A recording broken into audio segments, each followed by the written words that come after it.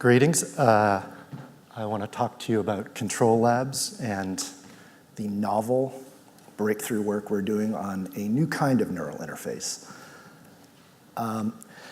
We started the company to address this problem, this yawning gap that machines and computers expose between human input and human output. You have a phenomenal ability to take in information in the world, visually, auditorially, from touch and proprioceptively as you move around. You're actually pretty terrible at output. And every new wave of machines and experiences exposes this deeper and deeper problem. This is probably 5 orders of magnitude if you measured it in some scientifically cohesive way. We want to break through this and expose human output at the same level as your input stream. And we want to do that in a way that isn't just about sort of this abstract notion of increasing your bandwidth, but also increases your facility. I love this picture because it mixes together this suicide act of this person trying to text while driving with driving itself. Now, driving is actually kind of an enjoyable output task. It's something you do by moving. You need some feedback to control it. It's actually very pleasurable. Texting, especially since 2008 with the iPhone, is a damn frustrating experience. We regressed as a species in 2008. It's not like we're more facile with the phone. I want to make typing, text production, controlling anything around you, robots in an industrial setting or in a home setting, your immersive experiences in VR and AR, I want those to feel as fluid and easy as driving, something you learn naturally and adaptively. I wanted to talk to this audience in particular about this. So some of you may not be old enough to remember the introduction of the IBM PC in the early 80s. What I thought was funny was IBM's choice to use the Charlie Chaplin character, the tramp, to introduce it, to kind of humanize it, when it's actually, if you know about Chaplin, it was like, made a whole career out of sort of making fun of technology. And there it is with that keyboard. There was no mouse. It was basically a 19th century device, vaguely updated. And then, of course, in more recent times, we had the first attempt to kind of show a popular version of immersive experiences or an artificial reality experience, an augmented reality experience with Tom Cruise in Minority Report. And here, one of the apocryphal stories, perhaps, is that he had to shut down filming during that movie after about an hour of filming and doing all of this crazy stuff because his arms were too tired. We call it gorilla arms, from basically running a spreadsheet. That's not the kind of immersive experience we really want. We want you to have high facility, and we want it to feel effortless, not effortful. So I'm going to talk to you about how I think, how we map out how you actually work in the world today and how you work with devices and computers today. Your brain, this forebrain up here, is actually really a lot bigger than just that. It's connected to your spinal cord. And your spinal cord is what carries information out to your muscles. Motor neurons up in the forebrain connect to those lower motor neurons in the spinal cord, and they turn muscles on and off. And that's how you move in the world. But then further, that's how you actually interact with digital experiences, with mice and keyboards and a touch screen or a Kinect as you move around, or even a microphone. All of those are just mechanical transducers. They take your movement, which is very slow, and transduce that to something that allows you to control this myriad field of digital devices, digital experiences. Whether it's VR, whether it's a robot or a drone, whether it's the IoT thermostat on the wall. We think there's a better way, and a more general way, of approaching this problem of control, of increasing your facility and increasing your output. And we call it intention capture. And yes, that's specifically meant to evoke motion capture. So I want to give you a hint of how intention capture works. I'll go a little bit deeper on it, and then we're going to show you some demos of actually how we do it. So what if instead of actually building these devices that transduce our movement in the world, instead, we actually just listen to the electrical activity of those motor neurons that are turning muscles on and off, and we directly translate that into control over devices. Just get those intermediate devices out of the way. Get the muscles out of the way. Your neurons are crazy fast and crazy high bandwidth. That's what we tap into. It allows us to now imagine new kinds of interaction that go beyond your actual physical body. What it would be like to have 6 fingers. Or what it would be like, even further, to kind of get way out there and say, what would it be like to have 8 arms and to control them as if you were an octopus? The only way to do that is to tap into the immense capacity embedded in your brain, but which is constrained by your muscles. So I'm going to go into how we do it here. I'm going to do a little bit of neurobiology. So we had to decide what kind of neural interface do we want to go do. We decided first, we're not going to go and drill into the skull and listen to neurons up there. But what we did want to do is take advantage of something about motor cortex, which is that, and he showed you the brain there, now this is a slice and a view on the other axis to look at the way cortex is arranged. And this is a famous picture called the motor homunculus. And what this does is it gives you a sense of how much of your brain is dedicated to what parts of your body. And within this, you'll notice the largest density of neural output from your brain actually goes to your hands. The second most goes to your mouth. But your hands are the most skillful part of you. That shouldn't be that surprising to many people here. And it actually, the input to your hands from your brain dwarfs any other part of your body. It allows us to put this device on the wrist and actually extract the highest density of nervous signals in your body. So we take that down, those motor neurons in the motor cortex, again, project down to the spine. Those in turn relay to motor neurons in the spine. These are single neurons, the largest cells in your entire body, goes all the way out, courses out, connects onto the muscle, and we're detecting it by the electrical response of the muscle.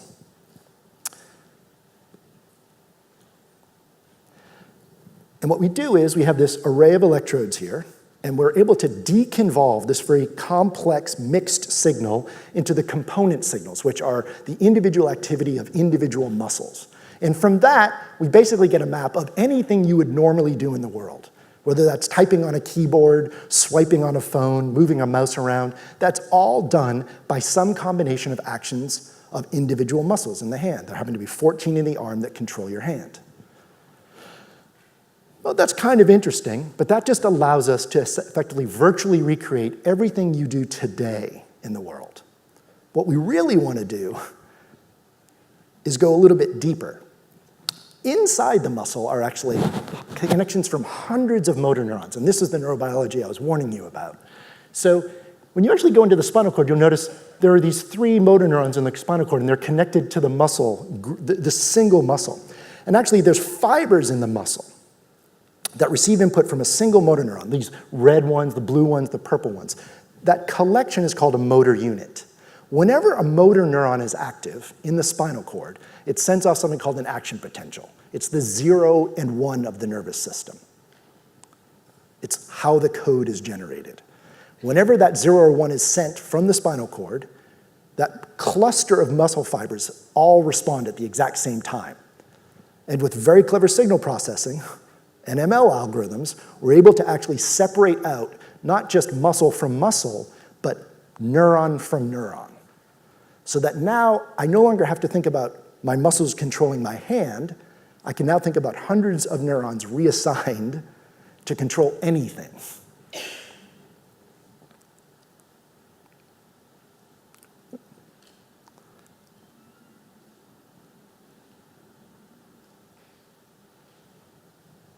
The last thing I'm going to do is try to marry this to an ML concept that I'm going to try with you for the first time. The goal here is not just to capture the motion that would result from the activity of a neuron. We want to capture the underlying intention. And you'll hear me say again and again, we don't care about the movements you make. We care about the neural signals underlying what would be movements. The heart of this, and what our company is basically staffed by, are machine learning scientists who are taking the signals from individual motor neurons, which exist in their own network, and directly feeding those into a synthetic neural network, a DNN, if you will. And those neurons these synthetic neurons try to create a mapping to your intention. That intention would be me moving up or down, or moving the cursor up or down. But now, try to take that to a more complex space, which we'll show you in these videos in a moment. And what we're trying to take advantage of here is not just grabbing your intention, but giving you the feedback, just like that steering wheel would, the feedback that allows you to rapidly train yourself to control a new thing that doesn't have any mapping to your body whatsoever. We call that adaptation, and that's really kind of the secret sauce embedded in our technology. This ability for this artificial neural network to drive feedback to your nervous system and get into a tight feedback loop such that your neurons are directly interacting with an artificial neural network, which is then directly feeding back to you and allowing you to gain rapid control.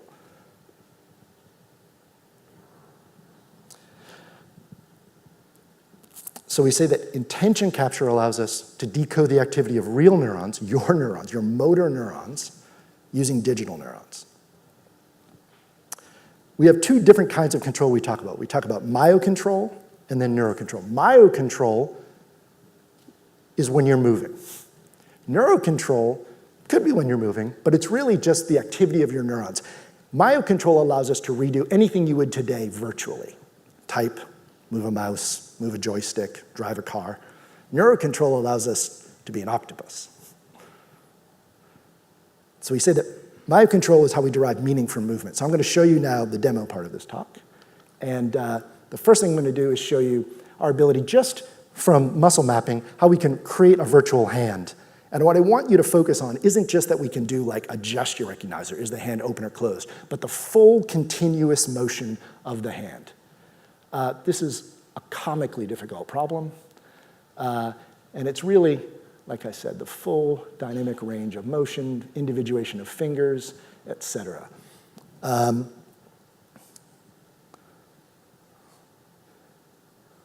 can see a device on my wrist there. It's an older device. Now, the reason we did this hand is because we thought, well, I should say this. This is what we mean by intention. Now, notice I'm able to move the hand. My hand's not moving at all. It only cares about the nerve and what the nerve is telling the machine to do. Here it's doing the forces that I'm generating. No camera could ever decode this. We actually can do this across pinches. We calculate the forces across all the joint angles. Of course, the reason we did this work for a hand and a virtual hand is because we think it's critical. It's the entry point for immersive computing experiences in augmented reality and virtual reality. Your hands are the most skillful part of you. That's why we want them back in VR. Here I'm going to show you a little bit more abstract. What we're doing here is showing you like that you don't have to actually move to do any of this stuff. He's moving around here, and we call these Star Wars hands. He's got this little cursor he's moving that's mapped to his wrist, and instead of actually moving to kind of play with these objects and move them around, he's just doing sort of like a Star Wars Emperor thing. He's just like slowly flexing his hand and getting control over these objects. We want to have this sense of empowerment for you, that you get magical control over things even when they're at a distance. It's not the things that are just in front of you. We want you to learn a whole new kind of control, not the control you learned when you were a year old stacking blocks, but instead if you were a Jedi trying to stack blocks a mile away from you. This was from about a year ago. This is our first effort to do typing. I think that's me, you can see. Trying to say all your interface belong to us. This is the future.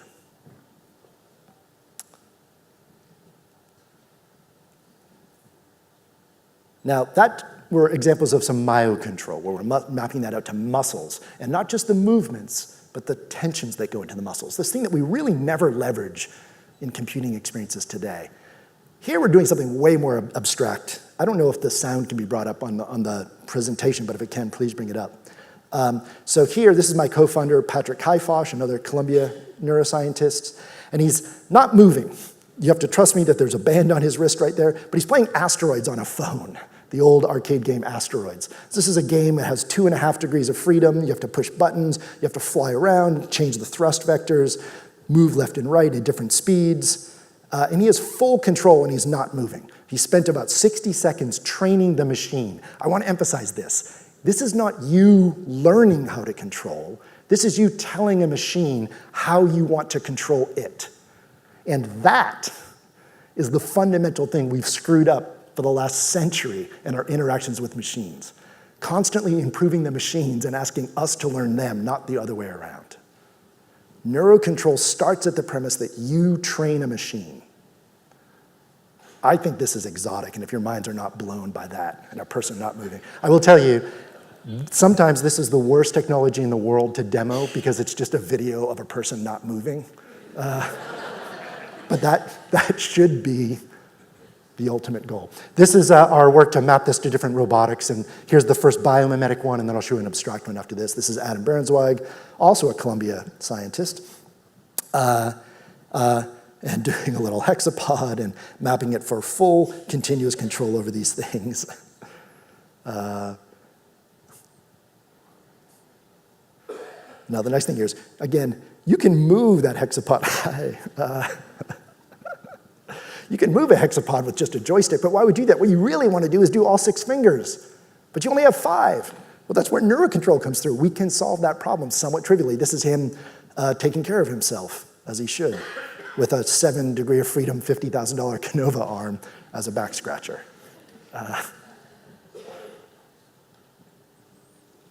There we go.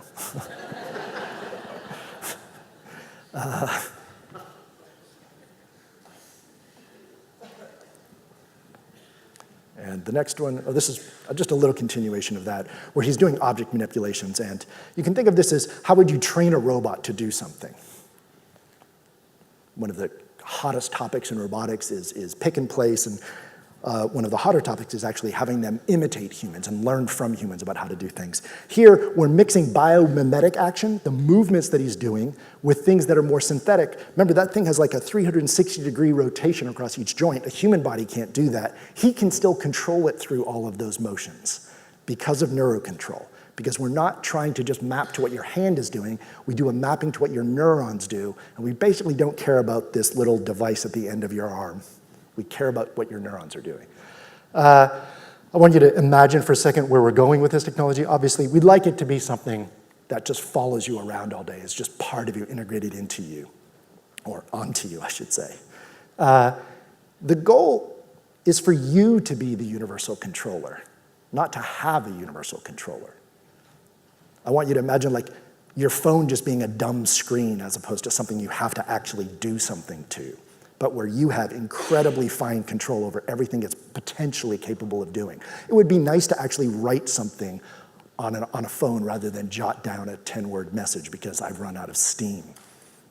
I want you to imagine what it would be like to actually have, say, a new Apple Watch where you're just one-handed writing a quick message there. You're not talking to it. You're not having to type. You're just doing it out of one hand quickly and then moving on to your next goal.